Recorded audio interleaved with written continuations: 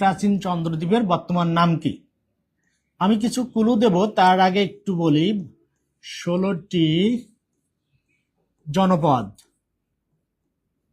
প্রাচীন বাংলায় 16টি জনপদ ছিল। প্রাচীন বাংলায় 16টি জনপদ ছিল, তার মধ্যে একটি চন্দ্রদ্বীপ। 16টি জনপদের একটি চন্দ্রদ্বীপ। এই চন্দ্রদ্বীপ আমি ক্লু দিব।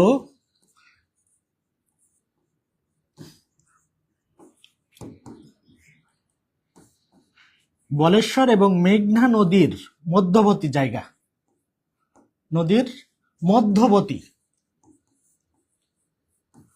আরো ক্লু দেব। এই চন্দ্রদ্বীপের এই অপশন এখানে 4টি আছে, আমরা জানি 4টি অপশনের একটি অপশন আছে বটে, কিন্তু এই চন্দ্রদ্বীপের বর্তমান নাম ছাড়াও পুরাতন নাম আছে বাকেরগঞ্জ। আমি কিন্তু ক্লু দিচ্ছি, বাকেরগঞ্জ। আরেকটি নাম হলো ইসমাইলপুর।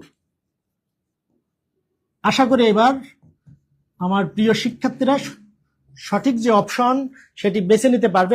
আমরা তাহলে জানলাম আমাদের চন্দ্রদ্বীপ যেটি, সেটি বর্তমানে বরিশাল। বরিশাল হলো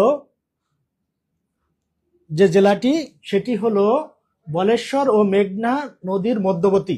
এই বরিশালের পূর্ব নাম ছিল বাকেরগঞ্জ এবং ইসমাইলপুর। এই ব্রিটিশ আমলে বাকেরগঞ্জ নামে পরিচিত ছিল। ব্রিটিশ আমলে বাকেরগঞ্জ ছিল। ব্রিটিশ আমলে এটি বাকেরগঞ্জ ছিল। কেমন?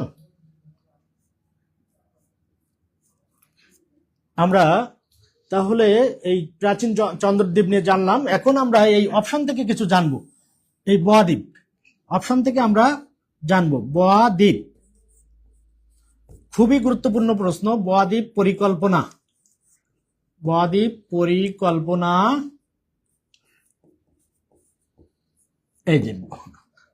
এই বদ্বীপ পরিকল্পনার আর একটা নাম হলো ডেল্টা। ডেল্টা প্ল্যান আরেকটি নাম। বদ্বীপ পরিকল্পনার আরেকটি নাম হলো ডেল্টা প্ল্যান। তাহলে বাংলাদেশ পৃথিবীর সর্ববৃহৎ বদ্বীপ রাষ্ট্র। কেন?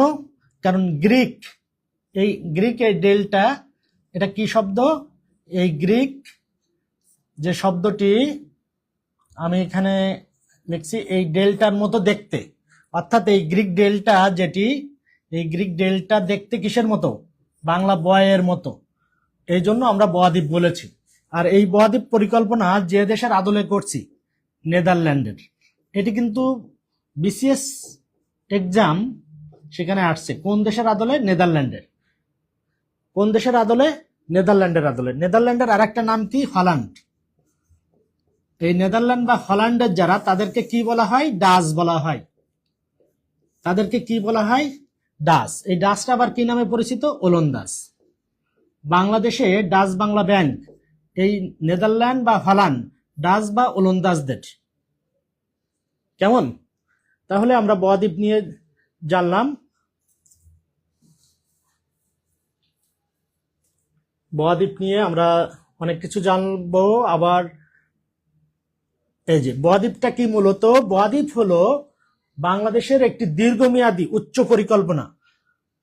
বদ্বীপ পরিকল্পনা মূলত বৈশ্বিক যে জলবায়ু এবং নদী ভাঙ্গন এবং আমাদের প্রাকৃতিক যে দুর্যোগ মোকাবেলায় নেদারল্যান্ডের আদলে একটি গুরুত্বপূর্ণ দীর্ঘমেয়াদী পরিকল্পনা। তাহলে অপশানে আমরা বদ্বীপ জানলাম। হাতিয়া কোথায়? হাতিয়া মেঘনা নদীর তীরে নোয়াখালীতে অবস্থিত। নোয়াখালী। হাতিয়া কোথায়? নোয়াখালী। সন্দ্বীপ কোথায়? চট্টগ্রাম। সন্দ্বীপ কোথায়?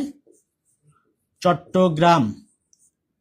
সন্দ্বীপ চট্টগ্রাম। হাতিয়া নোয়াখালী। তাহলে আমরা পরীক্ষায় কিন্তু এভাবে প্রশ্ন ফাইন্ডিং করতে পারি। অর্থাৎ আমরা প্রশ্নকে শর্ট আউট করতে পারি এভাবে যে বদ্বীপ আমরা ডেল্টা প্ল্যান জানলাম, হাতিয়া যদি নোয়াখালী, তাহলে সন্দ্বীপ কোথায়? চট্টগ্রামে। আর প্রশ্ন অনুযায়ী চন্দ্রদ্বীপ হলো বরিশাল, যার আগের নাম ছিল বাকেরগঞ্জ।